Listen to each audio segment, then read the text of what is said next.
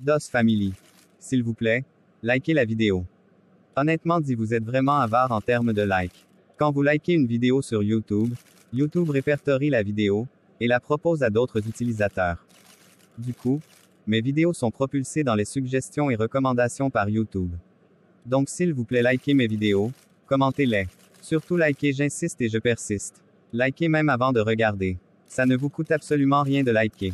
C'est aussi ça le soutien. Merci, et je vous aime. Communiqué de presse même est étonné.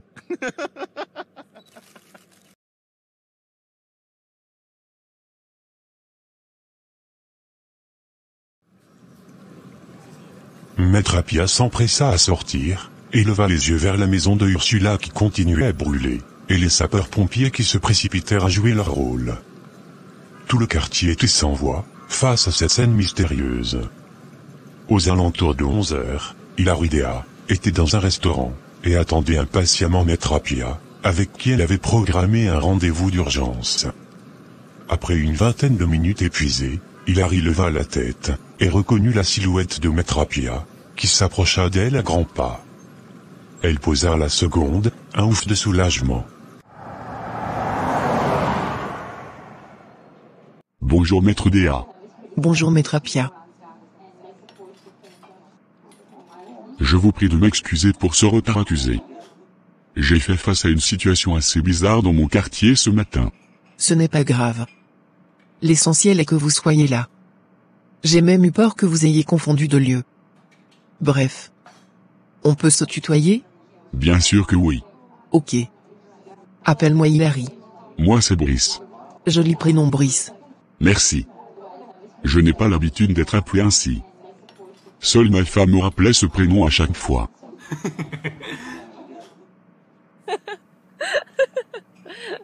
Bon, dis-moi pourquoi tu as choisi ce lieu, assez reculé, pour qu'on se voie? Pourquoi pas dans mon bureau? Au fait, c'est pour éviter qu'on nous voie ensemble. Bien. Je vais t'expliquer rapidement la situation. On aura besoin de preuves irréfutables pour mettre fin aux monstruosités de Géraud, et de son camp. Mais pour cela, j'aurai besoin de ton aide pour t'infiltrer dans leur tontine. Quoi? Infiltrer cette tontine du diable? Hilary, je veux bien t'aider, mais ce que tu me demandes est tellement difficile. Je ne peux pas me frotter à ces gens. Non. Surtout après ce qu'ils ont fait à mes enfants. Je le sais Brice. Mais la seule personne qu'ils ne soupçonneraient pas c'est toi. Mon frère jumeau allait le faire. Mais, il a été découvert avant qu'il ne passe à l'acte. Et maintenant il a dû quitter le pays rapidement, car sa vie est en danger. Du coup, nous ne pouvons que nous reposer sur toi Brice. Tu es notre dernière alternative. Je ne sais vraiment pas Hilary. Tu me demandes assez trop là. Écoute Brice.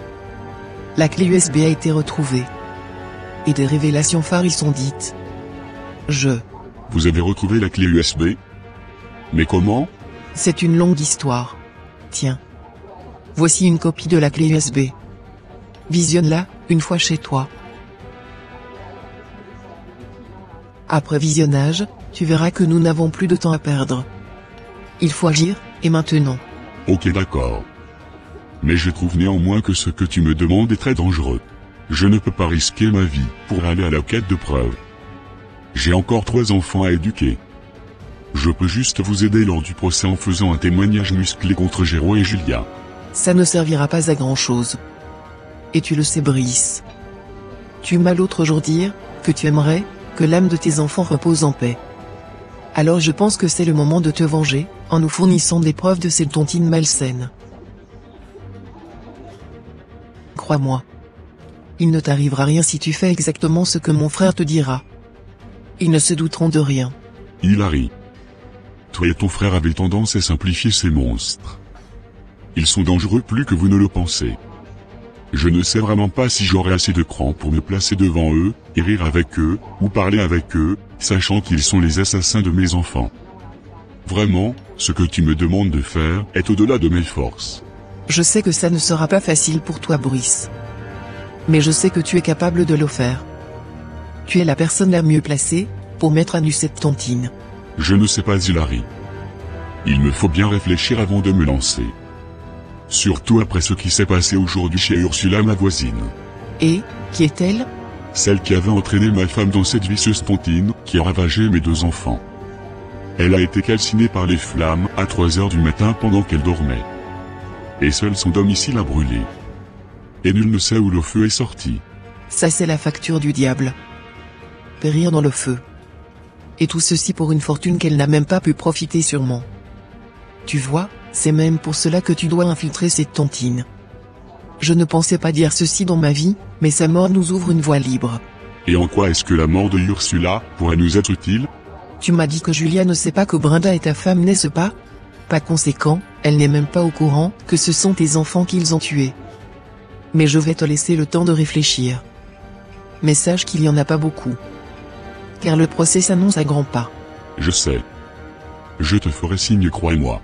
D'accord, Brice. Et merci d'être venu. Je t'en prie. Au même moment, Julia et Géraud engagèrent une discussion dans son appartement. Je te demande de me laisser réfléchir sur son cas.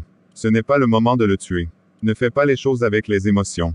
Ça ne marche pas. Mais tu me parles de quelles émotions? Tu as perdu les traces de ce villageois de Harry, et la clé USB aussi a disparu de nouveau. J'en ai marre qu'on prenne les choses à la légère, pendant que ces malades se foutent pas mal de notre gueule. Il est temps qu'on en finisse avec ceci. Et tu penses que la meilleure façon d'agir est d'éliminer ton mari, c'est ça? Oui. C'est la clé qui ouvre et ferme cette porte infernale dans laquelle ton ex-femme et Harry se sont mêlés. Hyacinthe étant mort, il n'y aura plus de procès. Et par conséquent, on s'en foutra pas mal de cette satanée clé USB qui nous hante depuis 2 ans. Mais c'est quoi à la fin? On ne peut pas vivre en paix en mangeant notre fortune tranquillement? Tu peux avoir raison, hein.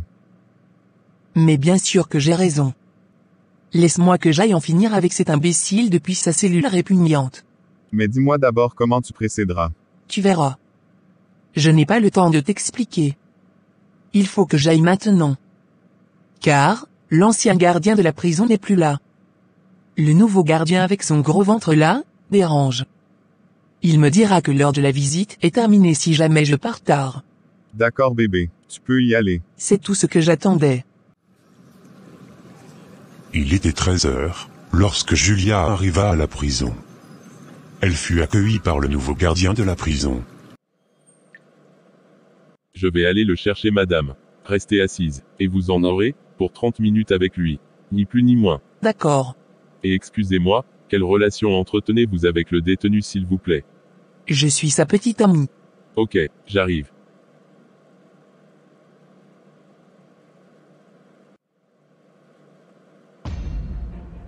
Vous, mais qui êtes-vous? Bonsoir Bobby.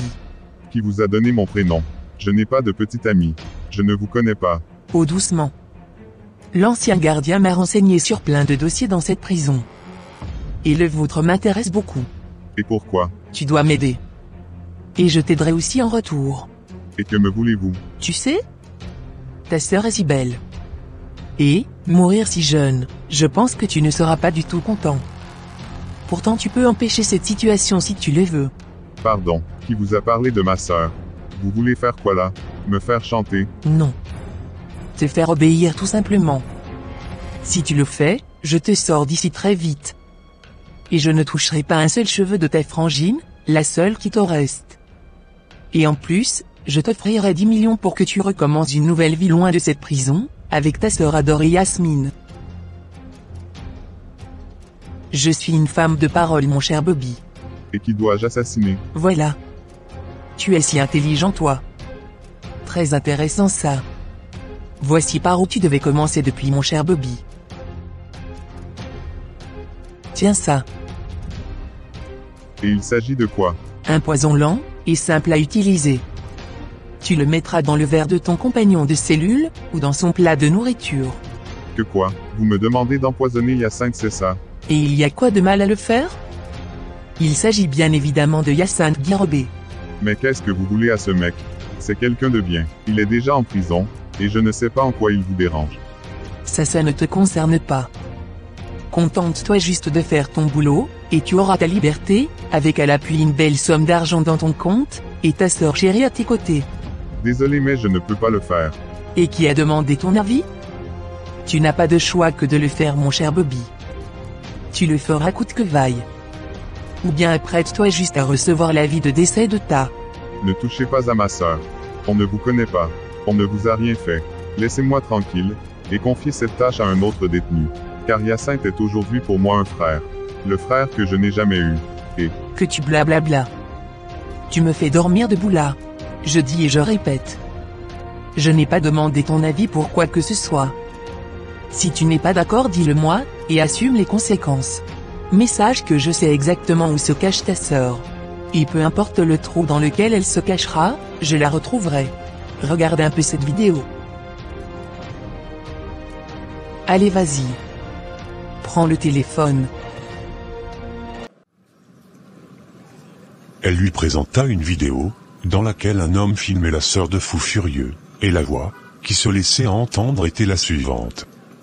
Je l'ai trouvée Madame Julia. Elle habite dans cette chambre. Je vais la suivre partout où elle ira, et j'attends votre signal pour me débarrasser d'elle. Après avoir vu cette vidéo, et entendu ce qui se disait, aussi fort et puissant, que Fou Furieux se montrait, il fondit en larmes. Mais qu'est-ce que nous vous avons fait? Si vous voulez punir quelqu'un ici, ce serait moi. Car c'est moi le bandit, le braqueur. Laissez ma sœur en dehors de tout ça s'il vous plaît. Oh le bébé pleure? Ouh là là. Je n'ai rien contre vous. Mais si tu ne te plies pas à mes ordres, je ne répondrai plus de rien. Tu ne me connais peut-être pas très bien. Et tu n'as même pas idée de quoi je suis capable Bobby. Alors tu ferais mieux d'exécuter, et de t'en sortir avec beaucoup de bonnes choses, ou accepter la mort de ta sœur. D'ailleurs tu me fais même beaucoup parler comme ça, pourquoi? C'est oui, ou bien c'est non monsieur Bobby? C'est non, je ne ferai jamais ça à Hyacinthe. D'accord. Bonne journée. Et je ferai tes adieux à ta chère sœur. Il suffit juste d'un coup de fil. Elle prit le téléphone, et lança un appel. Mais Fou Furieux l'en empêcha. Attendez s'il vous plaît, je vais le faire. Mais laissez ma sœur tranquille s'il vous plaît. Et voilà qu'on parle maintenant le même langage. Mais si tu me joues un sale tour, tu sauras qui est réellement, Julia Guirobé. Car je n'ai plus rien à perdre dans cette affaire. Je tuerai personnellement, et sauvagement ta sœur, comme je l'ai fait avec plein d'autres personnes déjà. Et crois-moi que je suis sérieuse. Julia, vous vous appelez Julia Guirobé, c'est ça? C'est donc vous, l'épouse de Hyacinthe. Mais pourquoi vous lui faites ça madame? Pourquoi vous voulez le tuer? C'est toi qui le feras. Pas moi. Tu vas l'empoisonner ce crétin. Si demain soir la nouvelle de sa mort n'est pas encore tombée, je te promets que je ferai la peau à ta sœur. Et ce n'est pas une menace. Crois-moi que je le ferai. D'accord madame, je le ferai. Tu as intérêt à le faire. Fou Furieux laissa couler quelques larmes en regardant Julia s'en aller toute heureuse. Le gardien vint l'accompagner dans sa cellule. Pendant ce temps, sous le toit de Maître Apia, assis devant son ordinateur, il regardait en boucle la vidéo de la clé USB. Des révélations qui choquaient. Il prit son téléphone et lança un appel. Bonjour Brice. Tout va bien? Je le ferai. Pardon? Je suis d'accord Hilary. Je vais faire partir de cette tontine. Et ensemble, on mettra fin à tout ce mal. Oh loué soit Dieu. Merci Brice. Merci infiniment. Mon frère te contactera pour la mise au point du plan. Tout se passera bien. Tu verras. T'en fais pas.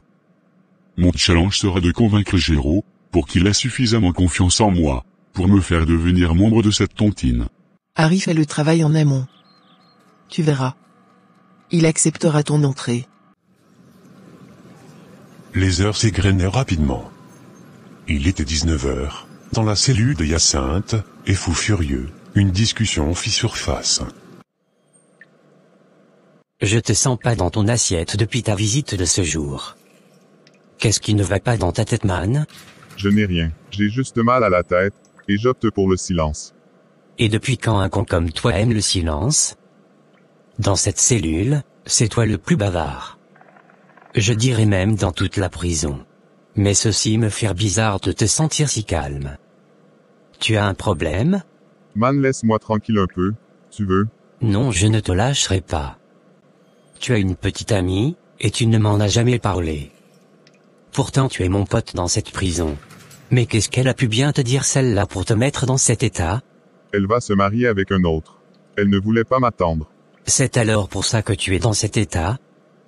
Tu sais, les femmes sont ainsi. Et il y a peu, tu me conseillais sur le cas de mon époux.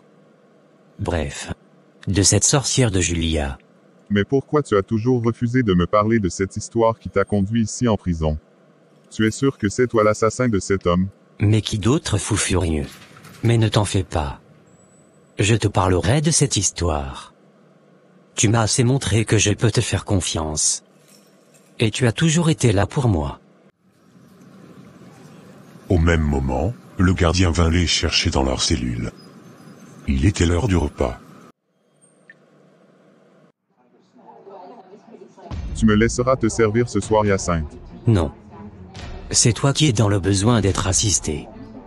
Alors, c'est à moi de le faire pour toi. T'en fais pas, je suis un lion moi. J'ai déjà tout oublié. C'est juste que je pensais qu'elle pouvait patienter et m'attendre. Je l'aimais trop. Bref, un instant, je reviens avec ton plat. D'accord, boss. J'attends. Fou furieux prit d'abord le plat de Hyacinthe, et enleva de sa poche le poison, le mélangea à sa nourriture, et alla le déposer sur la table devant Hyacinthe. Il se servit en retour, puis vint s'asseoir à table. Il fixa tristement Hyacinthe, qui s'apprêtait à manger délicieusement son plat. Merci, Mine. Je te jure que j'avais sauvagement faim. Même si le plat de la prison laisse à désirer, je pense que ça me permettra de survivre. Bon appétit, man.